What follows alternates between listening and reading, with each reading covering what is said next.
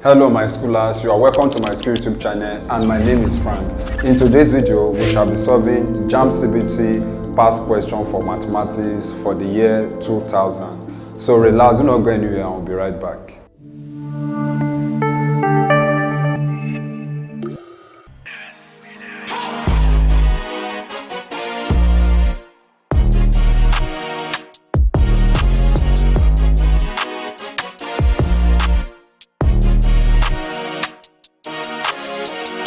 You are welcome back to my school YouTube channel. In today's video, we shall be tackling question 1 to 25.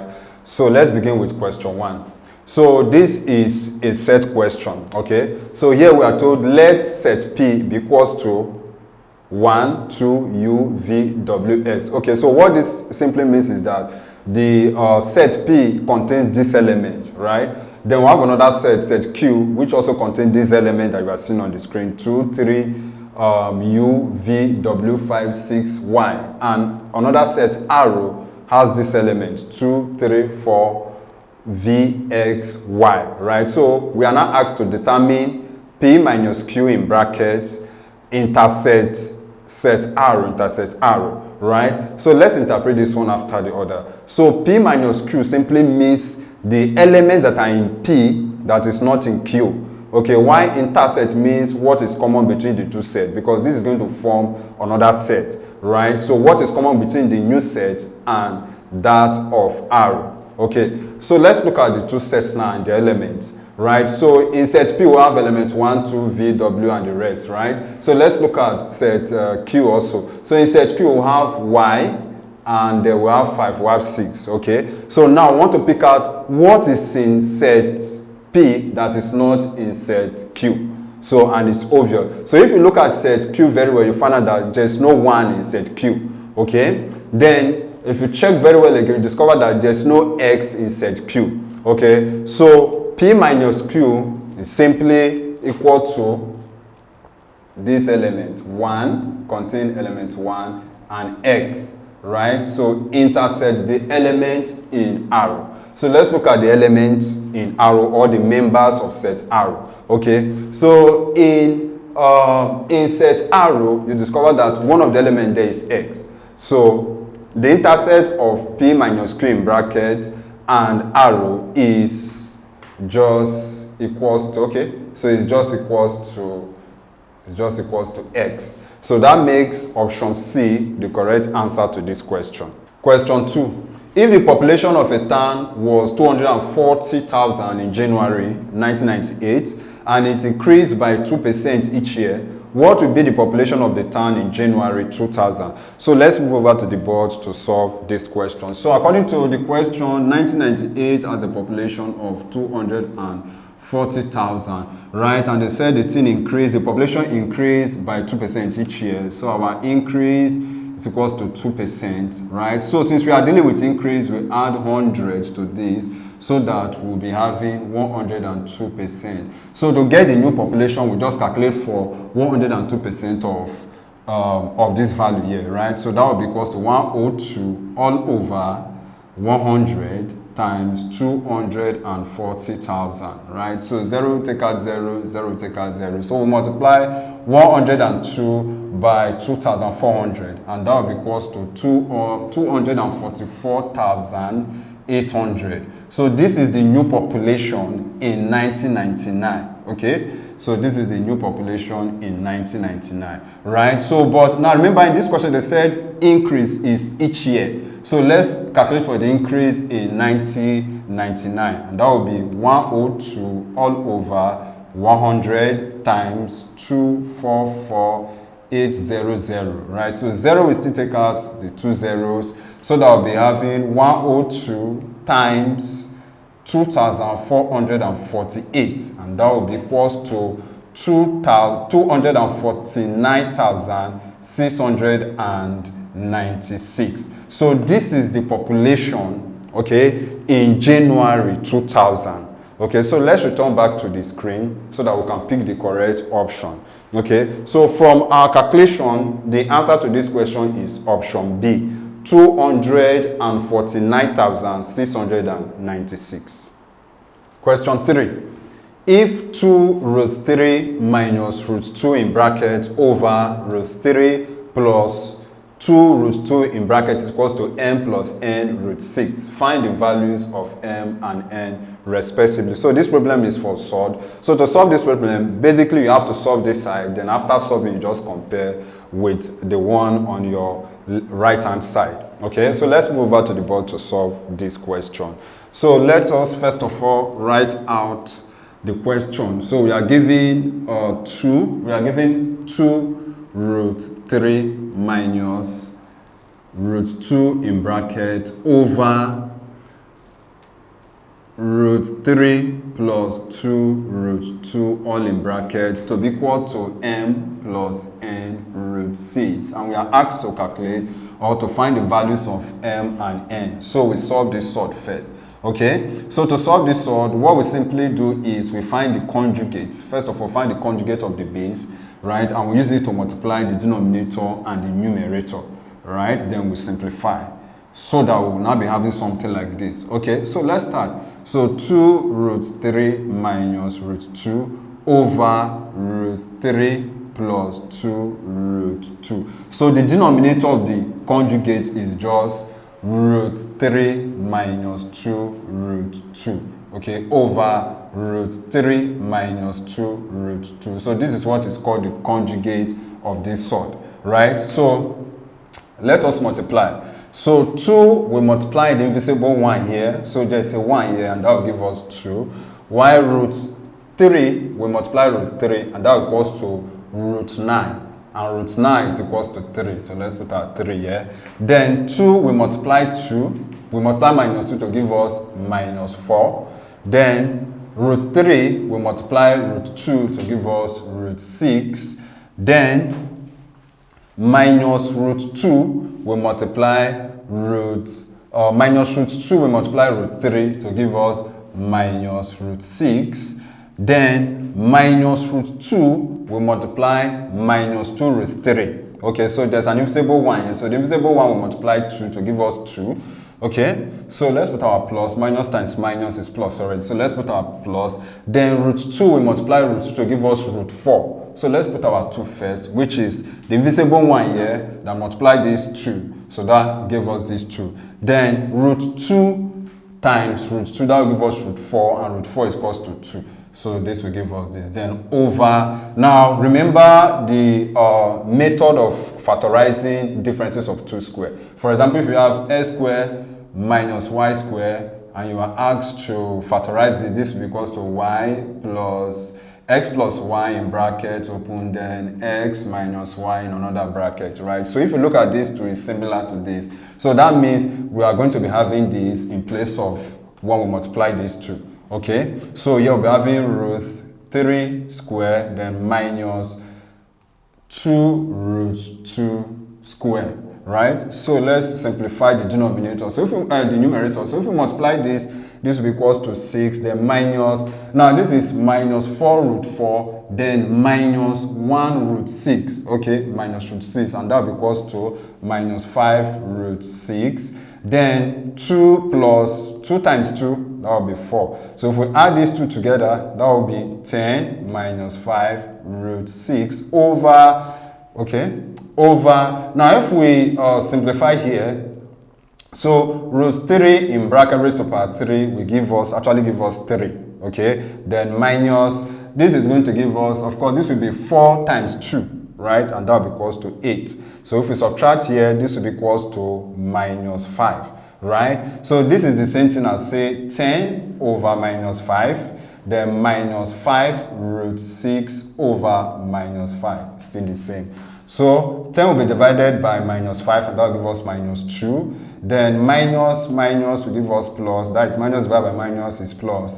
Then 5 takes out 5, so that will be having root 6, right? So we are now going to compare this solution with this. So let's compare m plus n root 6. So they are similar. So what that means is that our m is equals to minus 2 and our n is equals to 1, the invisible 1 here, right? So that means n is equals to 1. So let's move over to the screen to pick the correct answer, to the correct option to this question. Okay, so from our calculation, our m is equals to minus 2, while our n is equals to 1. So that makes option B the correct answer to this question.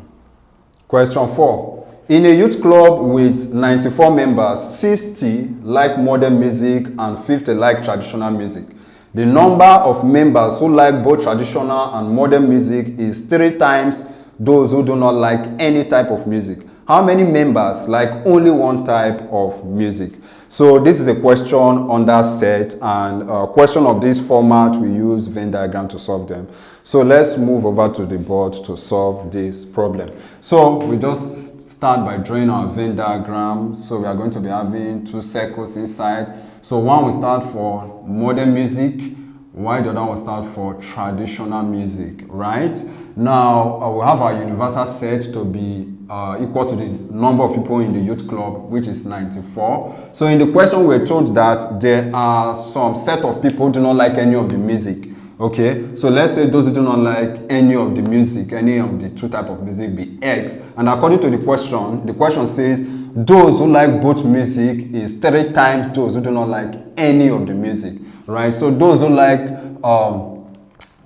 both music is 3 times those who do not like any of the music. So that will be 3x, right? So this stands for those who like, okay, and this one for those, let's use unlike, so those who do not like any of the music. So we put this here. Why this? We write it here, right? Now each of this region actually stand for only, okay, stand for only. So here, according to the question, we are told 60. So here will be 60 minus 3x, and this region will be 50 minus 3s, right? So if we add everything inside this rectangle, we will equate it to 94, right? So we'll be having 60 minus 3x, which is here, this part, then plus here, 3x, then plus this other region or this other circle, okay, which is a 50 minus 3x, then plus x is equals to 94, right? So this 3s, we cancel out this 3s, we add this to, that will be 110, right? Then minus, minus 3x plus s, that will give us minus 2x equals to 94. So we'll quickly solve this simple equation. So that will be minus 2s is equals to 94 minus 110. And that will be equals to minus 2s will be equals to 16, minus 16, right? So minus cancel out minus. We divide both sides by the coefficient of x, which is 2. So s is equals to 8, right? So the number of people who do not like any of the music at all is 8, right? But that is not the answer to, or that's not what we are actually asked to calculate for. So in this question, we are asked how many members like only one type of music. So I told you earlier on that this may stand for only, and this other region to also stand for only, right? So this will be 60 minus 30 plus 50 minus 30. So this represents the number of those who like only one particular type of music, right? But from our calculation, we got s to be equals to 8, so we just substitute. So here will be 60 minus, put our 8 here, plus 50 minus, put our 8 here, right? So if we do that, we'll be having 60 minus 24 plus 50 minus 24. So this is going to give us 36, right? While this is going to give us 26. So if we add this together, that will be equals to 62, right? So the number of members or members that like only one type of music from our calculation is equals to 62. So let's see the option that gives us 62, which is option C. Okay, so option C is the correct answer to this question.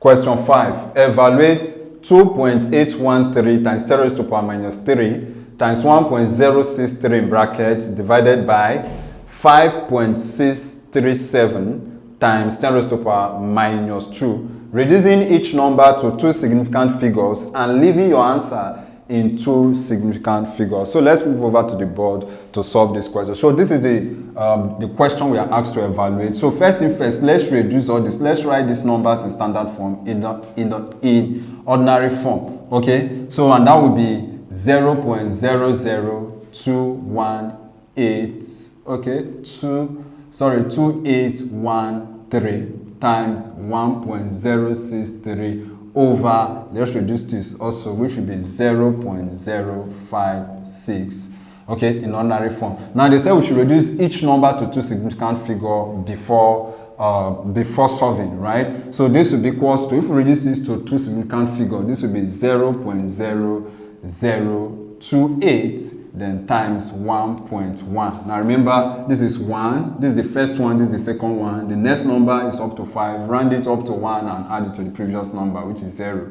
plus 1, so that gave us 1, right? So this is already,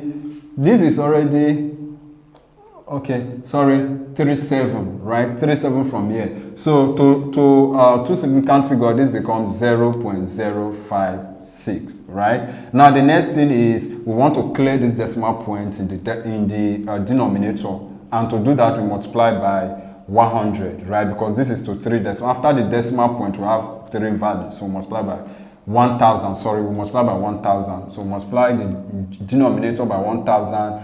And also do the same thing to the numerator, right? So that our fraction can be equivalent, can be equal. So if we do that, we'll be having 2.8 times 1.1 over, if we multiply this, will be 56, right? So we multiply 2.8 times 1.1 as if there's no decimal point. So in that case, we'll be having 28 times 11, and that will give us 308. Then we divide it by 56, right? Now, don't be confused. There's no decimal point here, so don't worry about it. It will not affect our answer. So we divide. So if we divide this, we'll be having 5.5, maybe 00, right? But remember, these two values are not whole number. They're actually decimal number. So this is 1, this is 2, so that makes it 2. So in that case, these are decimal points. We are going to move it 2 times to our left.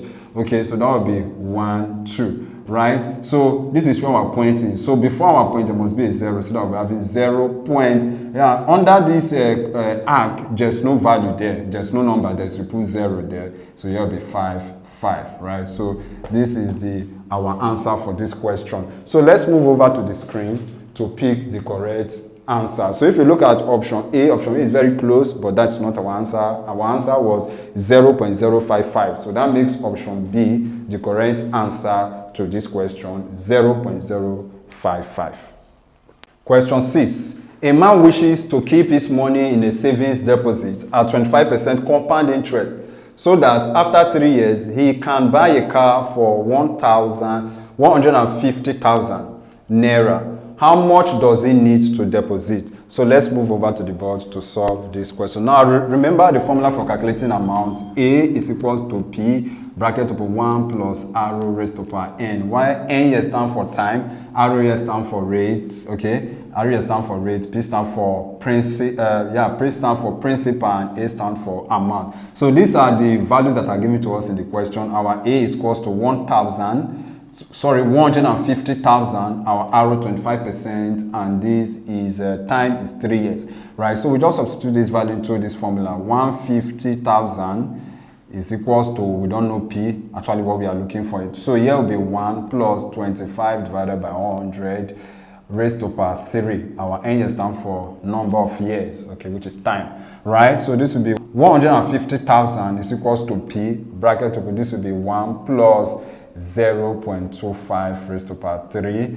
150,000 is equals to P bracket 1.25 raised to power 3, right? So we are looking for the value of P, so we simply divide both sides by P, right? So that P is equals to 150,000 divided by 1.25 raised to power 3, okay? And if we divide this, our answer will be equals to 76,800. Okay, so the man needs to keep 76,800, okay, in a savings deposit at 25% compound interest for 3 years in order for the man to be able to buy a car for 150,000. So that makes option D the correct answer to this question, 76,800.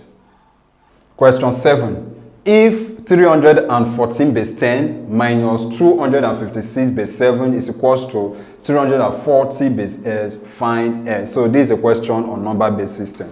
So let's move over to the board to solve this question. So we are given 314 14 in base 10 minus 256 in base 7 to be equals to 340 in base s, right? That we should find the value of s. So to solve this, you must make sure that the whole numbers that are given to you are in the same base. Okay, they are in the same base. So basically they are not in the same base. So we have to convert everything to base 10. Now this point is already in base 10, so there's no need for us to convert it to base 10. So we have to convert here and here to base 10. So let's convert here. So we're having 2, 5, 6, base 7. So just do this 0, 1, 2. You know how to do it now. So this will be 2 times 7 raised to power 2 plus 5 times 7 raised to power 1 plus 6 times 7 raised to power 0, right? So this is 7 square is 49, right? And 2 times 49 is 98, okay, plus 7 raised to power 1 is 7, 5 times 7 is 35, then plus, now remember anything raised to power 0 is 1, so you'll be having 6 times 1, which will give us 6. So if we add this together, this will equal to 139 in base 10. Right now, let's solve for this. Let's solve for this part. Then before we now combine to see what our final answer will be. So let's convert these parts also to base 10, which is 340 base x. So do the same thing. 0, 1, 2. So this will be 3 times x raised to power 2 plus 4 times x raised to power 1 plus 0 times x raised to power 0. So anything times 0 is 0. So this part is already off. So this will give us 3x squared plus 4x. So let's combine everything now since the whole numbers, since all the numbers are in base 10. So we're having 314 in base 10 minus 139 in base 10 is equals to 3s squared plus 4s, also in base 10 because everything now is now in base 10. So let's subtract. So if we subtract these two, I think we'll be having 175, right? It's equals to 3s squared plus 4s, right? So from here we can form a quadratic equation, right, by simply moving 175 to this side to go and meet the 3s squared and the 4x. So that will be having 3s squared plus 4x minus 175. Everything will be equals to 0, right? So we solve this using quadratic equation, or we just factorize this. So upon factorizing this, we'll be having x minus 7 in bracket and 3x plus 25 in bracket. Everything will be equals to 0. So what this means is that what we have in the first bracket here is equals to 0, and what we have in the second bracket also is equals to 0. Right, so if we equate what we have in the first bracket to 0, we'll be having s to be equals to 7. And if we do the same for the second bracket, we'll be having s to be equals to minus 25 all over 3. Right, now the base of a number cannot be negative. Right, so we have a negative number, we have a positive number, and the base of a number cannot be negative, so we are going to take the positive one, right? So that means that the value of s is actually equals to 7. So let's return back to the screen to pick the correct answer, the correct option to this question. Okay, so from our calculation we got the value of s to be equals to 7, and that makes option A the correct answer. Question 8. Simplify 3 bracket open 2 raised to power n plus 1 bracket close minus 4 bracket open 2 raised to power n minus 1 bracket close divided by 2 raised to power n plus 1 minus 2 raised to power n. So let's move over to the board to solve this problem. Okay, so this is the question that we are asked to simplify. So basically, let's break this question down, right? So remember that bracket in mathematics symbolize multiplication. Okay, so let's rewrite this. So this will be 3 times. Of course, let's open this bracket. Now remember, according to the law of indices, if you have 2 raised to power n plus 1, it simply means 2 raised to power n times 2 raised to power 1, right? So this will be 2 raised to power n times 2 raised to power 1, then minus the same thing here, 4 times 2 raised to power n, then times 2 raised to power minus 1. So that's what we have, minus. So if we apply the law of indices here, this will return us back to what we have over there. Divided by, we also break the denominators down, right? So this will be 2 raised to power n times 2 raised to power 1 minus 2 raised to power n. Okay, so in this case, we have 2 raised to power n here, and we also have 2 raised to power n here, so we can factor it out. So that we'll be having 2 raised to the power n, then bracket open, we'll be having 3 times 2 raised to the power 1, which is written as 2, bracket close, okay? Then minus, here we'll be having 4, let's open bracket, then times 2 raised to the power minus 1, bracket close, all over. Of course, we do the same thing. We have 2 raised to the power n here. We also have 2 raised to the power n here. So we bring it out, 2 raised to the power n, then bracket open. Let me cover everything with bracket. So here we'll be having 2 raised to the power 1, which is written as 2, then minus 1, right? Because 2 raised to the power n times 1 will still return me back to 2 raised to the power n, which is this. So there's 2 raised to the power n here, there's 2 raised to the power n here. That is, there's 2 raised to the power n on the numerator, and just also 2 raised to the power n on the denominator, so we'll cancel that. Okay, so here we'll be having 2 times 3, that will be 6, then minus, here we are having 4 times 2 raised to the power 1. Now remember that 2 raised to the power 1 still means 1 over 2, so we are now having 4 times 1 over 2, and that will give us 2, over 2 minus 1 is 1. Okay, so 4 minus 2 will be equals to 4 over 1. And remember, any number divided by 1 still remains that number. Okay, so our answer is 4. So let's move over to the screen to pick the correct option. Okay, so the correct option based on what we've done on the board is option C, 4. Question 9. If P 344 in base 6 minus 23P2 in base 6 is equals to 2pp2 in base 6, find the value of the digit p. Okay, so to solve this, we can use two methods, trial and error, and also by converting every value that is given to us here in base 10, then we collect like terms and calculate for the value of p, right? But I'm going to use the trial and error method to solve this, right? So let's assume that our p is 3. So that means anywhere we see p, we replace it with 3, right? So here is 3, here is 3, here is 3, then these two p's are replaced with 3, right? So if I'm having 3 here, okay, and I'm subtracting 4 from 3, so 4 minus 3, that will not be equals to 5 because that will not be equals to 3 because I'm having 3 here, right? So that means our answer cannot be 3 no matter what we do. Okay, so let's try 5. So let's say, okay, our p is equals to 5. That means we replace here with 5, replace here with 5, and also replace these two p's with 5, right? So we are now having 4 minus 5. Of course, 4 minus 5 is cannot, so we have to borrow 1. Now since we are working in base 6, any one we borrow is equals to 6. So if we add that 6 to 4, that will be equals to 10, right? So 10 minus 5, that will give us our 5 that is here. Now remember we said let our p be 5, so we are replace all here with 5. So that will make this our p 5. Now if we continue, we discover that our answer will be correct, right? So from what I've said so far, right, our p is equals to 5. If we continue to solve, discover that yes, our p is equals to 5, right? So that makes option D the correct answer to this question, 5. Question 10. A binary operation star is defined by a star b is equals to a raised to power b.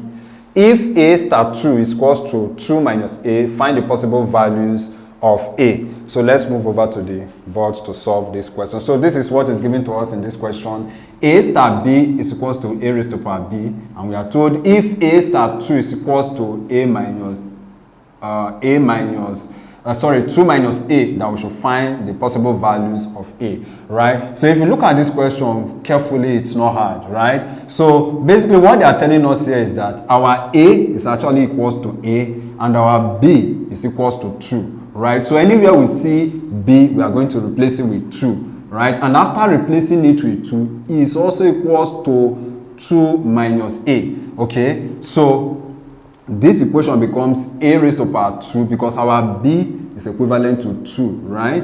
Then that will be equals to, which is this part now being equated to 2 minus a. So this will be 2 minus a, right? Now we can now, okay, so this is almost like a quadratic equation, but not a complete quadratic equation. So we need to rearrange to make a complete quadratic equation. So in this case, we'll be having a raised to power 2, okay, plus a, then minus 2 is equals to 0. So we have to factorize this. So to factorize this, we'll be having a minus 1, right?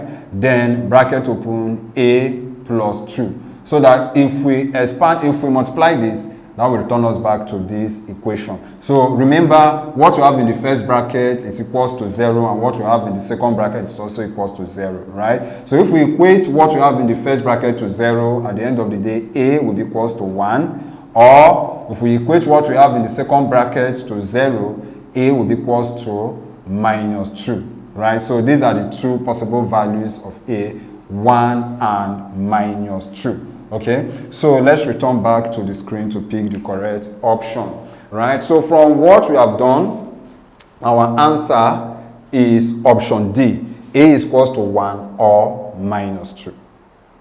Question 11. The third term of an AP is 4x minus 2y, and the ninth term is 10x minus 8y. Find the common difference. So let's move over to the board to solve this question. Now remember, this question is from AP, arithmetic progression. Okay, so we are told that the third term is equals to 4x minus 2y, and the ninth term is equals to 10x minus 8y. Okay, so this our third term is also equal to a plus 2d, right? Another way of writing our third term, and they said it's equals to 4x minus 2y. So let's call this equation 1, and our ninth term, okay, we can also write it as a plus 8d is equals to 10x minus 8y. So let's call this equation 2, right? But in this question, we are actually looking for the value of we are looking for the value of d, right? We are looking for the value of d, which is the common difference. So from here, we can make a the subject of formula. Okay, from equation 1, we can make a the subject of formula by simply moving our 2d to the other side of the equation, so that our a is now equals to 4x minus 2y minus 2d.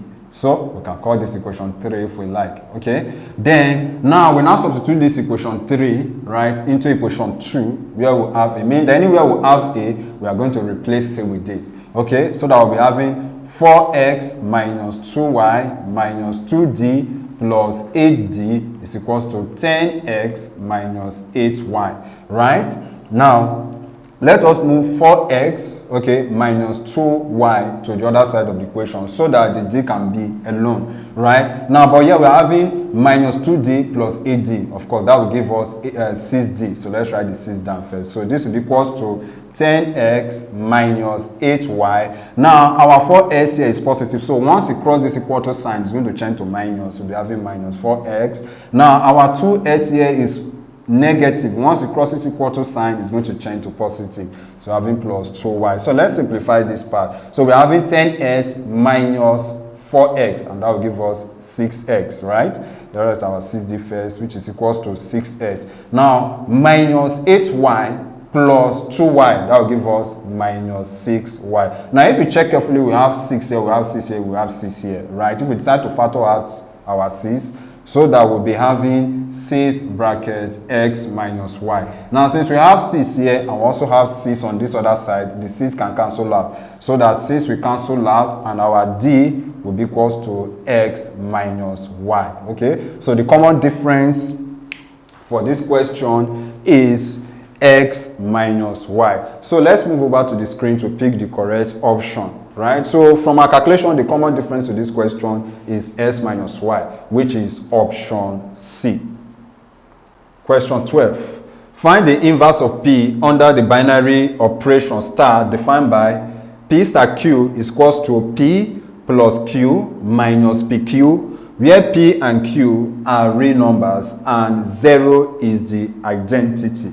Okay, so let's move over to the board to solve this question. So this problem is from binary operation, and this is what is given to us, right? So first of all, to solve this question, we are asked to find the inverse of p under the binary operation star, right? So let the inverse of p be p raised to power minus 1. Okay, so p raised to power minus 1 stand for the inverse of p, right? Now let's invoke the inverse condition. So the inverse condition says p times its inverse is equals to our identity element. But remember, in this question, we are asked to take our identity elements to be equals to 0. Look at it, it said 0 is the identity element. So p times p inverse will be equals to our identity element, right? Equals to our identity element. So in that case, that would be 0, right?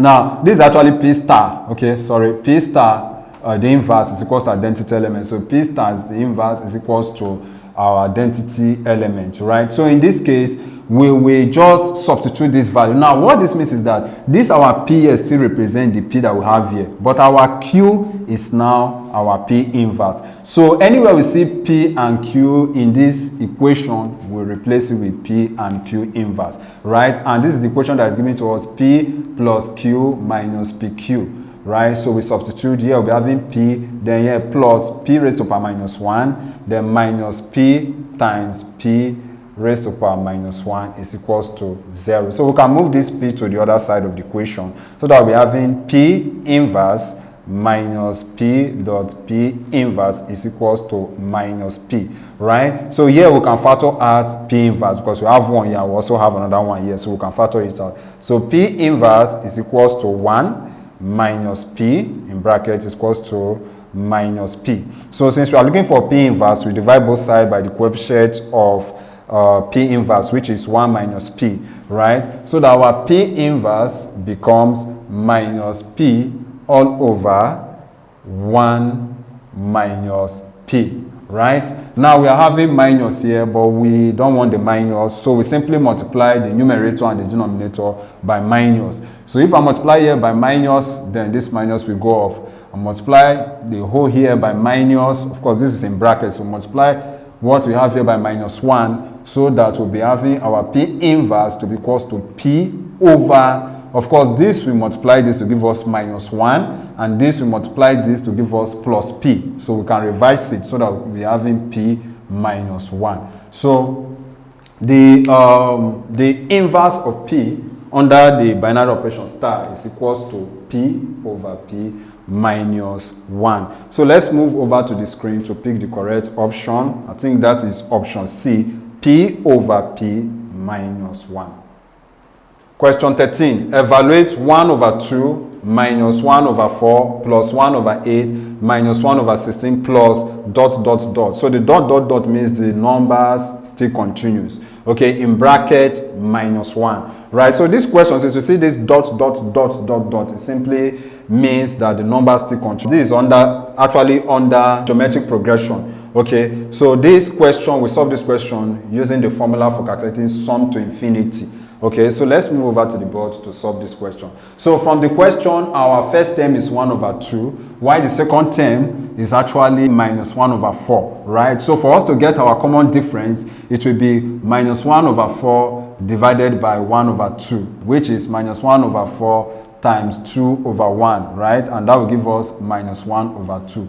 So our common ratio, is equals to minus 1 over 2. Okay, now the formula for calculating sum to infinity is equals to A all over 1 minus arrow, right? Since our arrow is less than 1, so we just substitute our value to get our answer. So our A is 1 over 2 and our arrow is minus 1 over 2. So if we should fill minus 1 over 2 here, the minus and these two minus will multiply to give us plus. So here we'll be having 1 plus 1 over 2. So we simplify, this is 1 over 2 and this will give us 3 over 2. Okay, so basically what we are having here is 1 over 2 divided by 3 over 2, right? And this is the same thing as say 1 over 2 times 2 over 3, right? So 2 we cancel out 2, so that we'll be having 1 over 3. Now, but remember that in this question, the whole values, the whole numbers, we are put in bracket, right? So that means the sum to infinity, 1 was actually subtracted from it.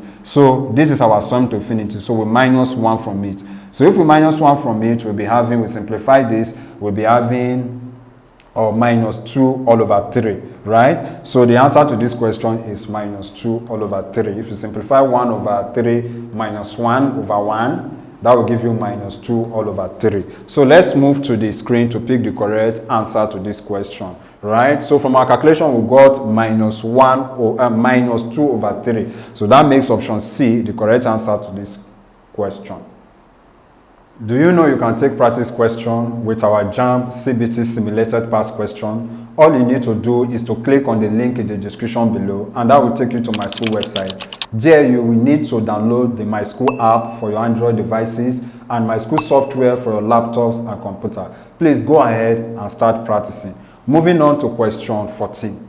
If s minus 1 in bracket, comma, s plus 1 in bracket, comma, and s minus 2 in bracket are factors of the polynomial as raised to power 3 plus bs raised to power 2 plus cx minus 1, find a, b, c in that order. So let's move over to the board to solve this problem. So these are the factors of the polynomial, and this is the question that is given to us so that we can get the value of a, b, c, right? So there are two methods we can use to solve this.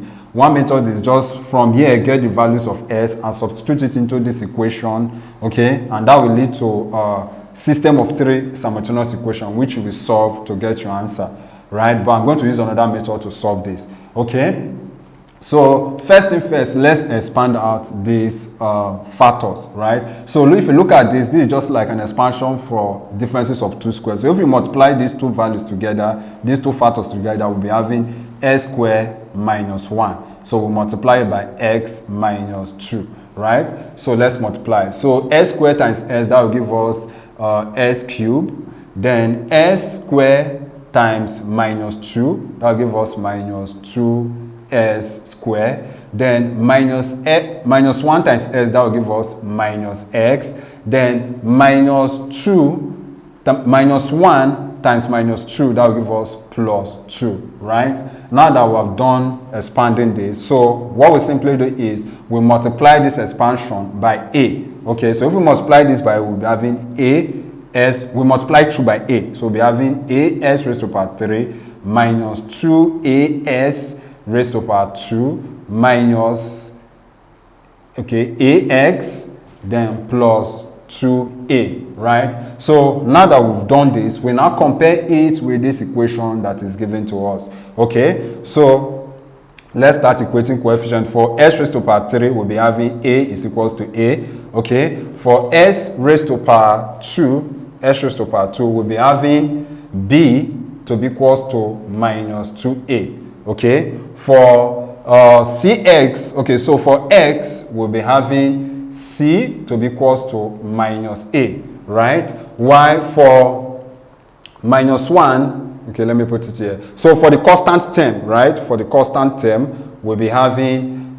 2a to be equals to minus 1, okay? So from here, we can get the value of a. So we divide through by 2 so that a is equals to minus 1 over 2. So I've gotten the value of a. Now remember that our c is equals to minus a. So, and our a is minus 1 over 2. So that our c will be equals to minus, then minus 1 over 2. So minus times minus is going to give us plus. So our c is equals to 1 over 2. Now that I've gotten the value of 2, we can get the value of b. Now remember that our b is equals to minus 2a, right? Now anywhere we see a, we are going to replace it with minus 1 over 2, which is our value here. So b is equals to minus 2 times minus 1 over 2. So 2, we cancel out 2, minus 2 times minus to give us plus, so that our b is equals to 1. So let's arrange it, okay? So the order of the question is a, b, and c. So let's arrange it properly. So our a is minus 1 over 2, our b is 1, while our c is 1 over 2, right? So these are the values of a, b, and c. So let's move over to the screen to pick the correct option for this question, okay? So looking at our question, okay, looking at what we did on the board, our a is equals to minus 1 over 2, our b is 1. So here our a is 1 over 2, our b is 1, and our c is 1 over 2. So that makes option A the correct answer to this question. I believe you are enjoying this content. If yes, please do not forget to hit the like button, click on the subscribe button, and lastly, tap on the notification bell to get informed as soon as we upload the next videos. Question 15. A trade that realizes 10s minus s squared naira profit from the sales of s bags on corn. How many bags will give him the desired profit? Okay, so let's move over to the board to solve this question. So this question, most times you will not know that this question is a question under differentiation, right? But if you don't know, you can test. Since you are looking for the value of s, you can test any of those values, okay, by trial and error, and you will get the correct answer. Okay, since our p, which is the profit, is equals to 10x minus x raised to power 2, right? So we differentiate our p with respect to s, so that we'll be having the p all over the s, and that will be because if we differentiate this, we'll be having 10, and if we differentiate this, we'll be having minus 2x, right? So in order for the trader to maximize profit, the p, the s must equals to 0, okay? So here we can simply find the value of x by moving 10 to the other side of the equation, so that we'll be having minus 2x is equals to minus 10. Now we divide both sides by minus 2, so that s is equals to minus 10 divided by minus 2, and that will be equals to 5. So our s is equals to 5, right? So let's return back to the screen to pick the correct option. So from our calculation, the number of bags that we give the trader the desired profit is 5, and that makes option B the correct answer to this question. Question 16, solve the inequality 2 minus x is greater than s squared. So let's move over to the board to solve this question. So this is the problem, the inequality that is given to us, 2 minus s is greater than s squared. So let's rearrange this, so that we'll be having 2 minus x minus s squared is greater than 0. So we have to factorize this, right? So to factorize this, we'll be having 2 minus 2x plus x minus s squared will be greater than 0, right? So we bring these two factors, we bring the first two factors together and bring the last two factors together, okay? So here we'll be having, so if we factor out, we're having 2 will come out here, so we're having 1 minus x, okay? While our plus will remain outside the bracket. Then if we factor out s from here, we'll be having x bracket 1 minus x bracket close or greater than 0. Okay, so what we have in both brackets are the same, so we take one of them. So you'll be having 2 plus x in bracket and 1 minus x in bracket is greater than 0. So we just solve as usual. Right now, if you look at this, what we have in the first bracket is greater than 0, and what we have in the second bracket is also greater than 0. So that if we simplify this, we'll be having x. Okay, if we find the value of x here, we'll be having x to be greater than minus 2. Okay, for the first bracket. While for the second bracket, we'll be having minus s to be greater than minus 1. So we have to divide by minus so that we can cancel minus from this side, right? So if we divide by minus, if we divide through by minus 1, we'll be having s to be less than 1. Now remember, in inequality, when you are dividing with a negative value, your sign changes, okay? So our greater than sign will not change to less than sign, okay? So we're having s to be greater than minus 2, and we're also having s to be less than 1. Okay, so we can combine this together because this s is greater than minus 2 simply means that minus 2 is less than x, right? And remember that our s also is also less than 1. So we can put our 1 here. So this becomes our answer. Minus 2 is less than x, and s is less than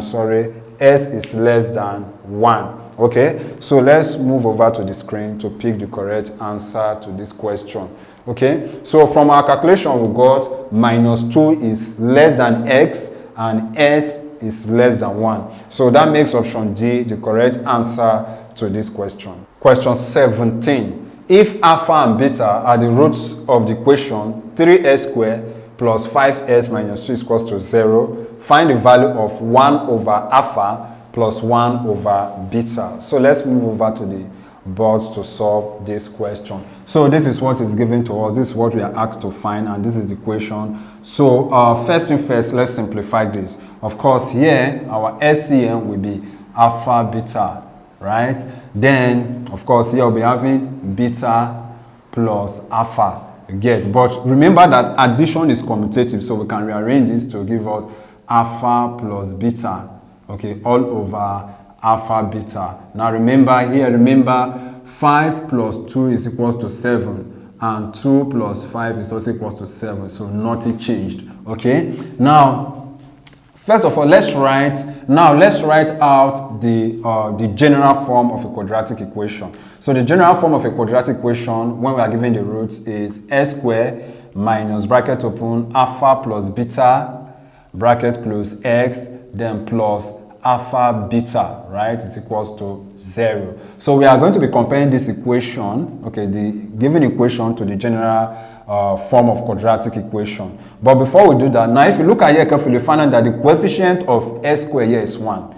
Okay, so we must also make the coefficient of s squared here 1 by simply dividing through by 3. Okay, so we'll be having, so this equation will now become s squared plus 5x over 3 minus 2 over 3 is equals to 0.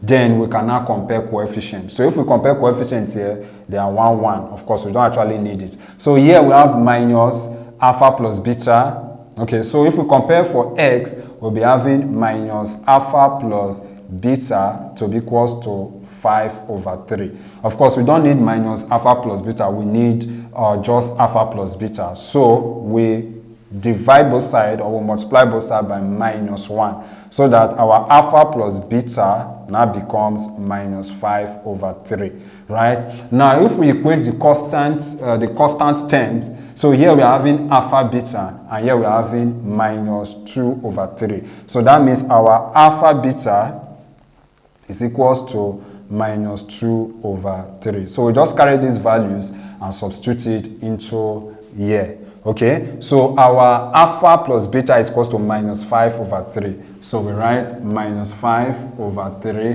then divided by, now our alpha beta is equals to minus 2 over 3. Okay, and this will give us minus 2 over 3. Now remember that this is the same thing as saying minus 5 over 3 divided by minus 2 over 3. Of course, the minus will cancel out minus as usual. Then we can flip, we can keep the first fraction, change the division sign to multiplication, then flip the second fraction.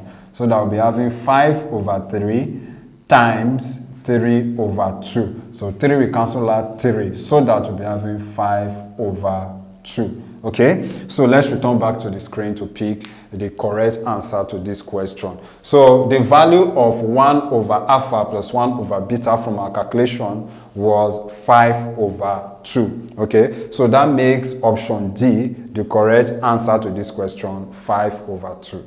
Question 18. A frustum of pyramid with square base has its upper and lower sections as squares of sizes 2 meter and 5 meter respectively, and the distance between them 6 meter. Find the height of the prism from which the frustum was obtained. Okay, so let's move over to the board to solve this question. So to solve this question, we'll have to draw, right? So let's draw the frustum. So these are frustum. Okay.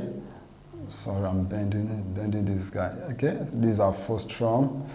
Just trying. So this comes inside, right? Okay, leave this side first, and this goes this way. Sorry, and this goes this way. Okay, this goes this way, right? So this will come like this. I just try and make sorting. Okay, so these are frustum. Now remember, according to the question, these are all the upper and the lower parts are all destined. They are all squares. So the lower part said is 5 centimeters, the length of the lower part, and while the upper part said is 2 centimeters. So we can actually complete this so that we can form a prism from it. Okay, actually complete this. Don't mind my diagram. Okay, so here we are told that the distance between the upper part and the lower part is 6 centimeters. So we'll call it 6 centimeters, right? Now we don't know the distance from here to here. Okay, so we call it, let's just call it H, right? Now, to solve this problem, we need to use similar triangles, right? So here we have the upper part. So here we have the smaller prism. From here, form the smaller prism, while from here to here forms the bigger prism. Okay, now the height of the big prism will be H plus 6, which is from here to here, right? Remember that from this point to here is h, while from here to here is 6. So total will be h plus 6, right? So to solve this, we simply use the idea of similar triangles, right? So we just go by length of course, the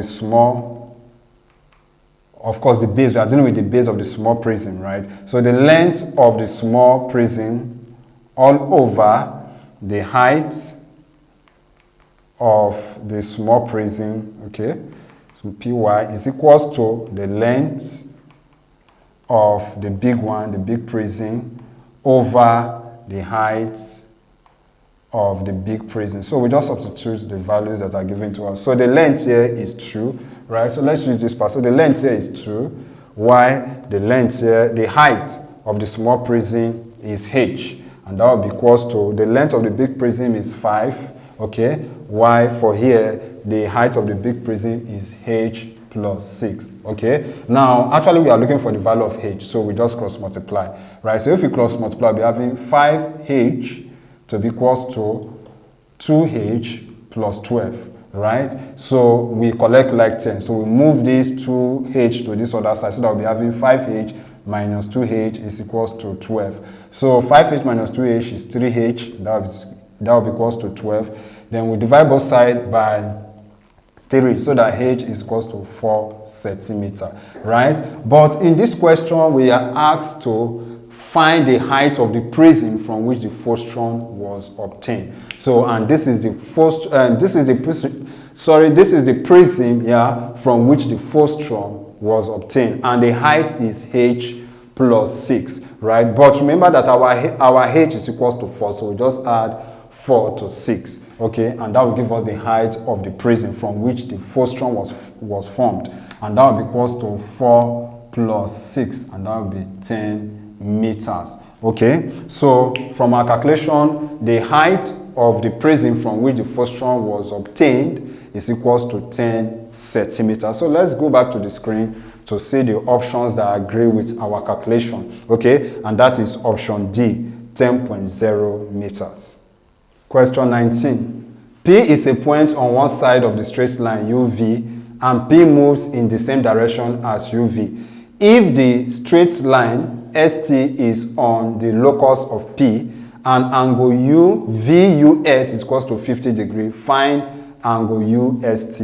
So let's move over to the board to provide answer to this question. Okay, so this is the straight line ST, okay, and P, okay, and this two straight line is on the locus of P. So here is our P, right? And we are told that P is on a point on one side of the straight line UV. So here is our UV, okay, UV. So, and we are given angle U from there to be equals to 50, okay, so here we are given here to be equals to 50, okay. So this other side, alternate angle, is also 50. So in this question, we are asked to calculate UST, angle UST, right? So to calculate angle UST, now if you look at this line SPT, okay, so this is a straight line, right? And angles on the straight line is equals to 180. So we're actually looking for this point. So let's call it X, okay? So we're actually looking for this angle. So let's call it S, right?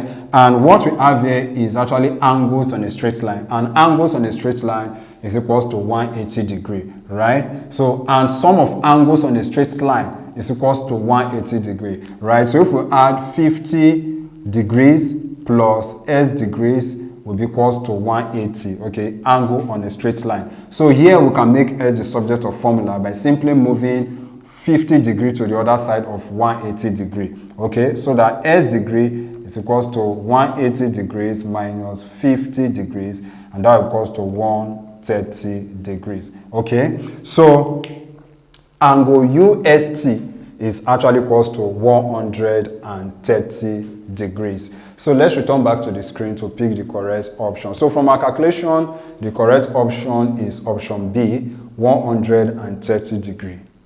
Question 20. An equilateral triangle of side root 3 centimeters is inscribed in a circle. Find the radius of the circle. So to calculate this, to solve this question, we are simply going to use the formula for second radius of a equilateral triangle, okay? And the formula is given as arrow is equals to A all over root 3. Now remember that from our question, of course, our A here represents the length of the side of the equilateral triangle, and it is given to us to be equals to root 3.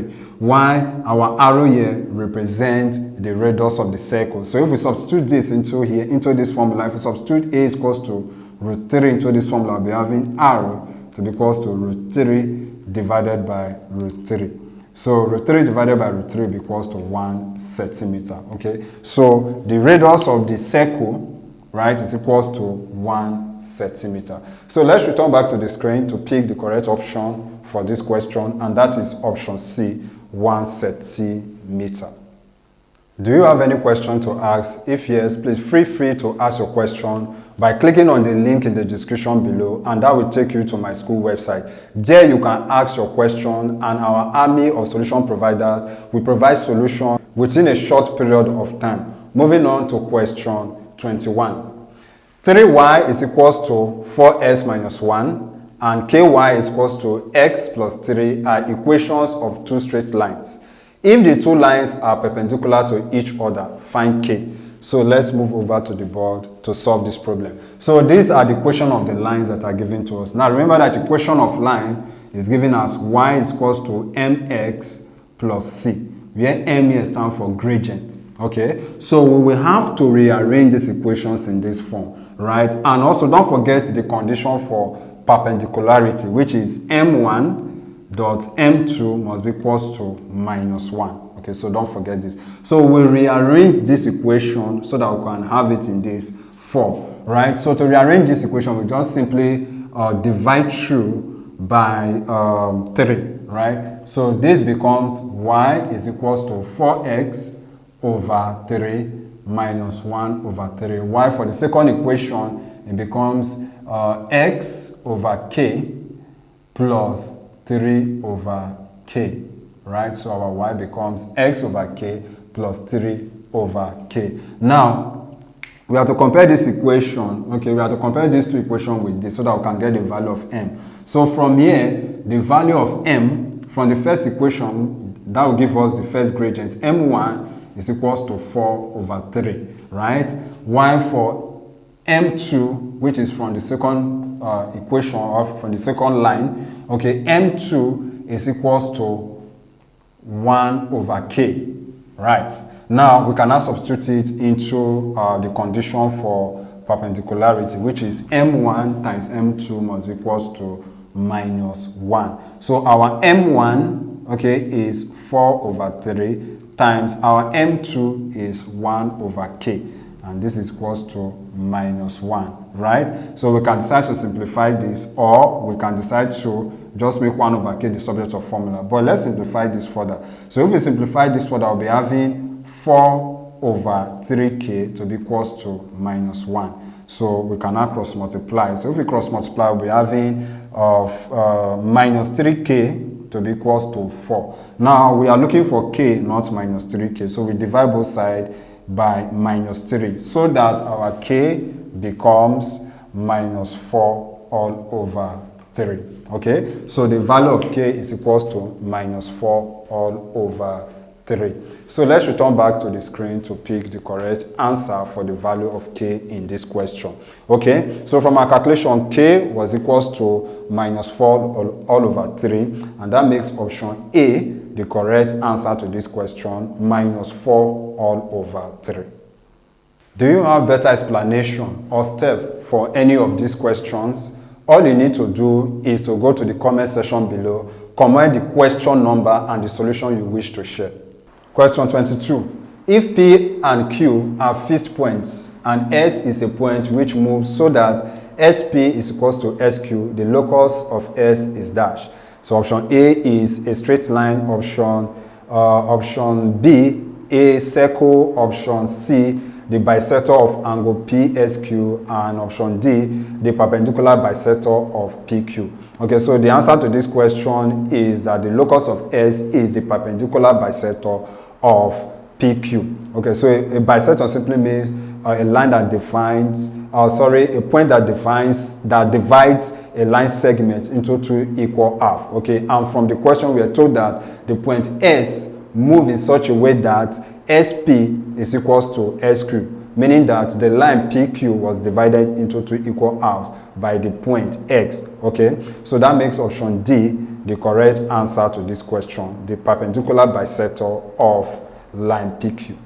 Question 23. In a regular polygon, each interior angles doubles its corresponding exterior angles. Find the number of sides of the polygon. So let's move over to the board to solve this question. So in this question, we are told that each interior angles doubles the corresponding exterior angle, right? So if the exterior angle is X, okay, if the exterior angle is S, then the interior angle will be equals to 2S, okay? But remember that the sum of the interior angle and the exterior angle of a polygon is equals to 180. So here we'll be having X plus 2X to be equals to 180. So if we add this together, that will give us 3S is equals to 180. So we divide both sides by 3, right? So that S is equals to 60 degree. Okay, but then we are not looking for 60 degree, but what we are looking for is the number of sides of the polygon. But remember that the sum of the exterior angles,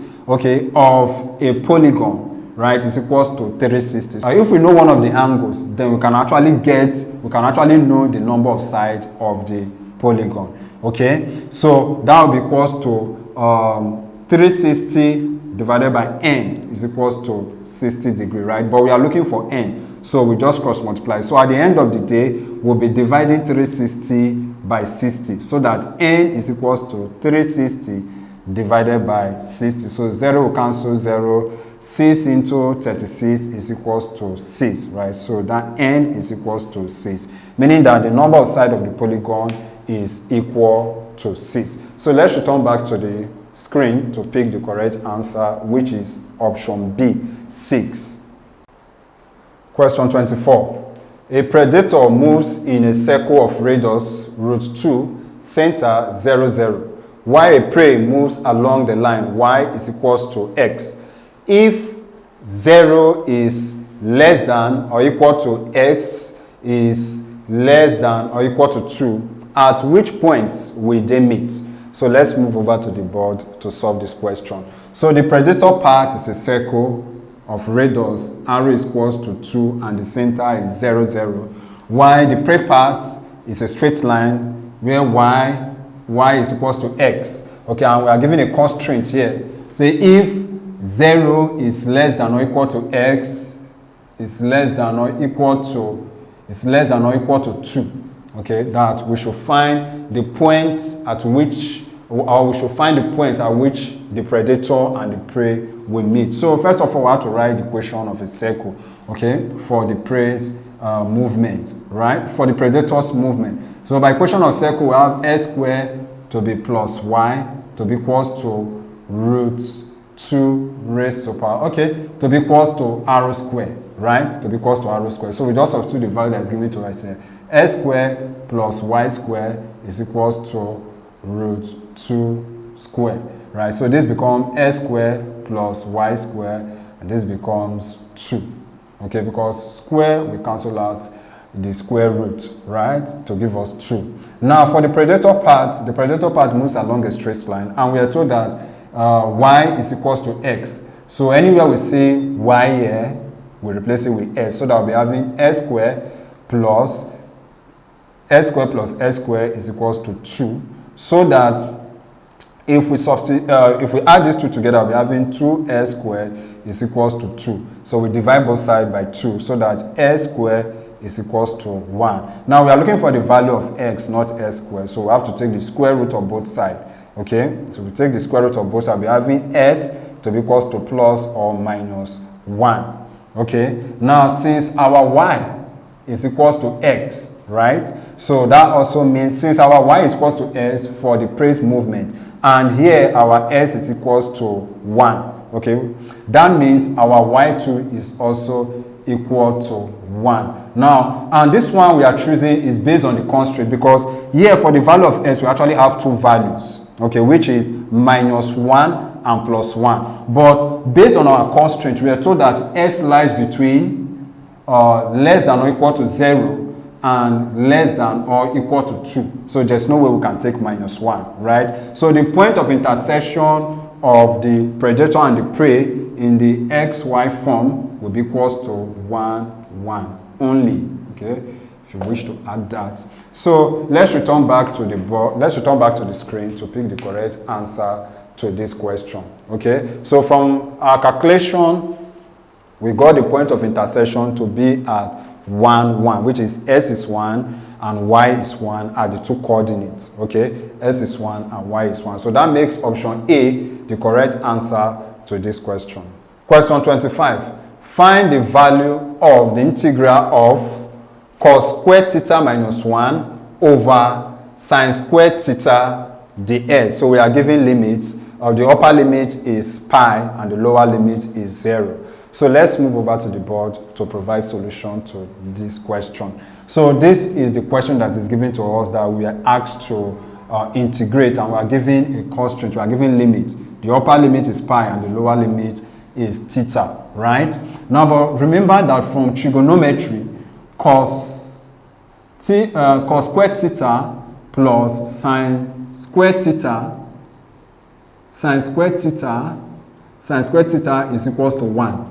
Okay, so here, since we are having our base to be equals to sine squared theta, right? So we make sine squared theta the subject of formula by moving cos squared theta to the other side. So that we'll be having sine squared theta to be equals to 1 minus cos squared theta, right? But if you check this side very well, that's not what we are having. We are having cos squared theta minus 1. So to do that, we simply multiply both sides by minus 1. So multiply here by minus 1 and also multiply this side by minus 1. So that at the end of the day, we are now having minus sine squared theta to be equals to cos squared theta minus 1. So we can now replace cos squared theta minus 1 by minus sine squared theta.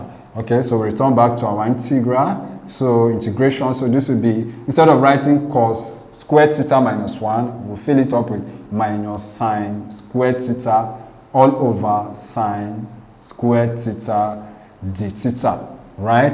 So sine squared theta, we cancel out sine squared theta, and that will leave us with minus 1, right? So we are now having this, we are now having minus 1 d theta, right? So if we integrate minus 1, okay, with respect to theta, we'll be having this to be equal to, minus theta, right? Now we are given limit. So the upper limit is theta, the upper limit is pi and the lower limit is 0. So if we put our limit pi and 0, so we'll be having minus pi minus 0, right? And this will be equals to minus pi. Okay, so the integration of cos squared theta minus 1 over sine squared theta with respect to theta, when we are given limits pi and the upper limit pi and the lower limit as 0 is equals to minus pi. Okay, so let's return back to the screen to pick the correct answer to this question. So option D agrees with our calculation, which is minus pi. So I believe you are enjoying this video content. If yes, please do not forget to hit the like button, click on the subscribe button, and lastly, tap on the notification bell to get informed as soon as we release the next videos.